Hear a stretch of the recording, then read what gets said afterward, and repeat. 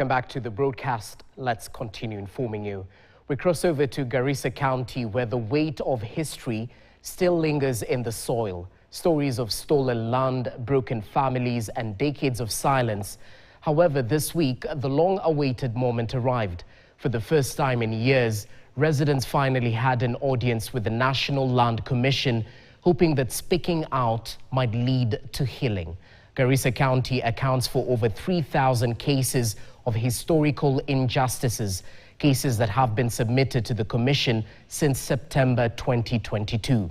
KTN's Hamza Yusuf has a story of pain, hope, and a community on the brink of justice. It was not just another public forum. It was a day when history walked into the room and sat among the people of Garissa. For nearly 70 years, elders in Garissa have carried the weight of displacement like a second skin, watching the land that once belonged to them vanished behind fences and government signage. But today, they spoke. Sometimes we have suffered under the independence of Kenya. Among them, Mzee Dubat Ali. His voice cracked with every word, not from age, but from wound left unattended for decades. We have been subjected to a lot of things. Mr. Chairman, sometimes... Mr. Chairman, it was a very painful time, Mr. Chairman. I'm not lying. We have been subjected to bad things. As a young man, he witnessed the land his family tiled and lived on swept away by state forces. Soldiers who were meant to protect them became face of betrayal.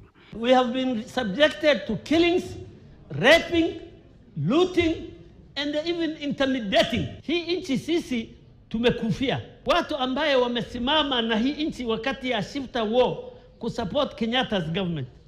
Zaidi ya hayo, Bwana Chairman, wewe unajua na mimi najua 1982 ile coup kama General Mahmoud hakusuppress hiyo coup, this country would have gone to the dogs.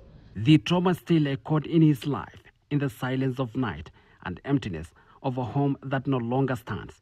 All he wants now is peace, recognition, and justice. Tunataka tulipwe ridhaa. The army should be moved from where they are today. Let them go outside the town. They have another camp 8 miles. Let them go to the main camp. Na watuachie ile sehemu yetu. Former Ijara Member of Parliament Sophia Abdi was among those who spoke. She recounted systematic evictions, land grabs, and human rights violations endured by her community, many of them undocumented, unacknowledged, and unresolved for decades. In 1963 to 1966, this is the time our people were evicted from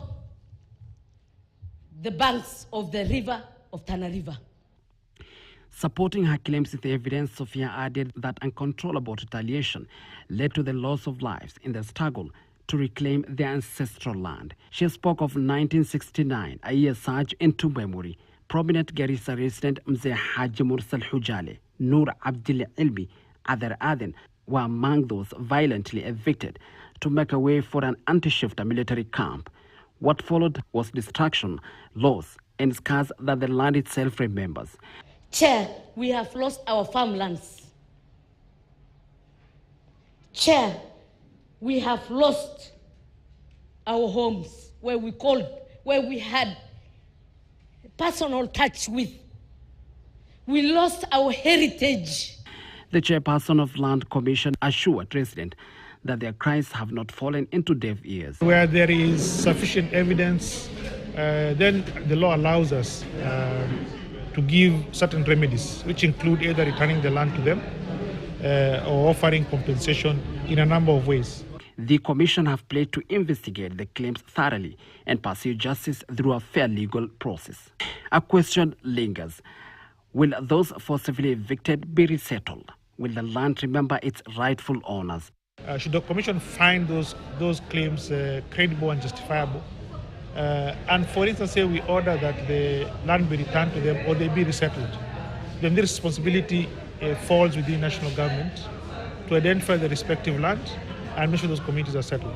If we order that they need to be given compensation, therefore then whatever has been quantified is for national government to budget for those monies and make sure those communities then are compensated. Garissa is not alone. Several counties have submitted similar cases and each will be examined individually, says the commission.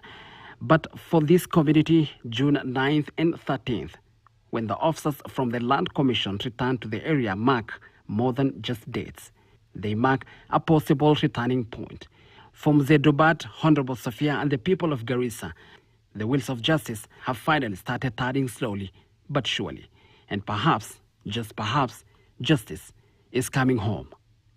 Hamza Yusuf, KTN. Thanks, Hamza.